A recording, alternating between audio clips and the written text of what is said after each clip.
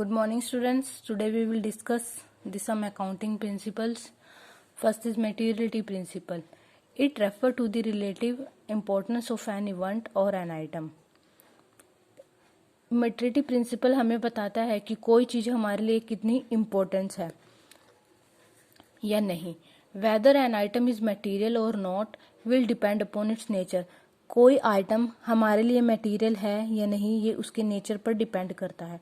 Or amount only those items should be disclosed that have significant effect or are relevant to the user.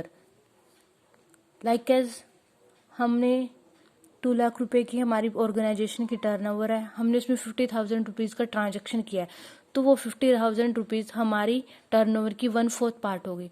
तो 1/4 part होगी तो वो हमारे लिए क्या हो गई, मटीरियलिटी.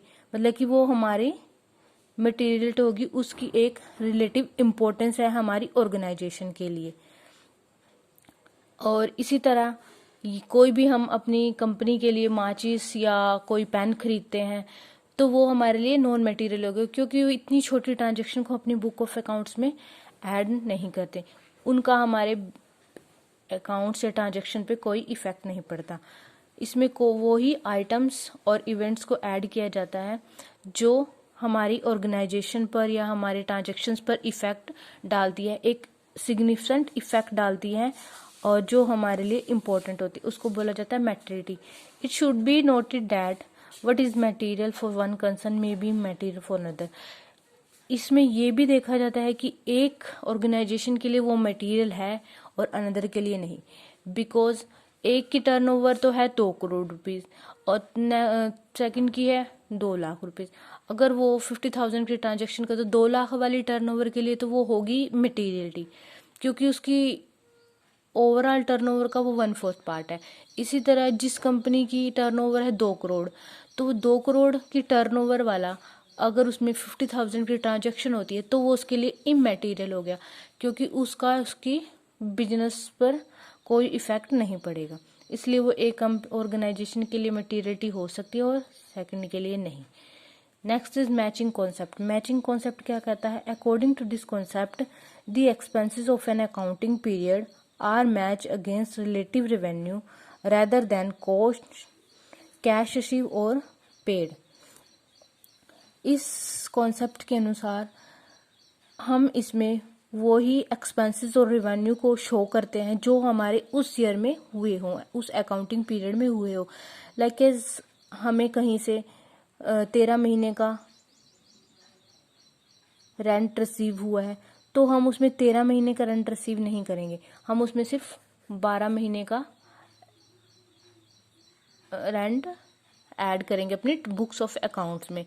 वो 1 मंथ का नहीं करेंगे, उसको हम नेक्स्ट ईयर लिखेंगे. मतलब कि इसमें क्या है कि हम उसमें सिर्फ 12 मंथ्स का ही जो हमारा अकाउंटिंग पीरियड होता है उसका ही कोई भी हमारे रेवेन्यू हुए हैं या एक्सपेंसेस हुए हैं, हम उन्हीं रेवेन्यू और एक्सपेंसेस को इसमें ऐड करेंगे जो उस ईयर में हुए हों, ताकि हमें हमारी फाइनेंशियल पोजीशन की ट्रू और फेयर प्रॉफिटेबिलिटी का पता लग सके.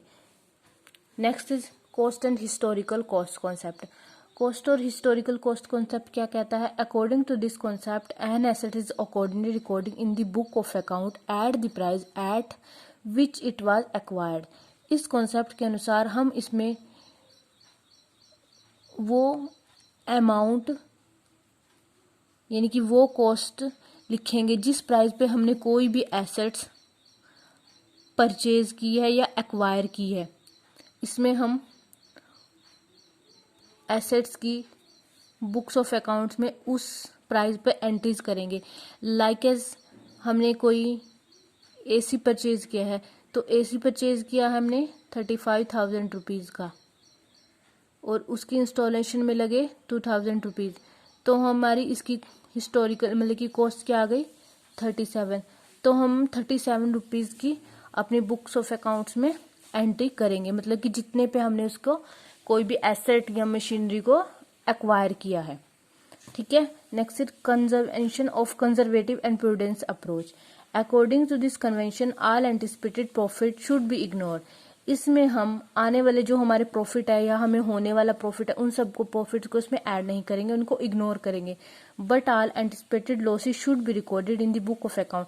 बट जो हमें लॉसेस होने वाले हैं उन सबको हम अपनी बुक ऑफ अकाउंट्स में ऐड करेंगे। इस अप्रोच के अनुसार, मतलब कि कंजर्वेटिव क्या होता है, ओल्ड पुरानी सोच, मतलब कि एक बांध के चलते हैं। बुक ऑफ अकाउंट्स में हम एंट्रीज सोच समझ के करते हैं कि हाँ हमें पता है कि हमें प्रॉफिट होने वाला है, बट हम उसको इसमें इग्नोर करेंगे। बट हाँ जो हमारे लिए जो लॉसेस हैं उनको बुक्स ऑफ अकाउंट्स में रिकॉर्ड करेंगे, ताकि हमें हमारी फाइनेंशियल एक एंटरप्राइजेज की फाइनेंशियल स्टेटमेंट की एक रियलिस्टिक पिक्चर शो हो सके। इसलिए हम इसमें अपने लॉसेस को तो ऐड करेंगे, बट हमारे जो प्रॉफिट है उसको हम इग्नोर करेंगे। Thank you everyone.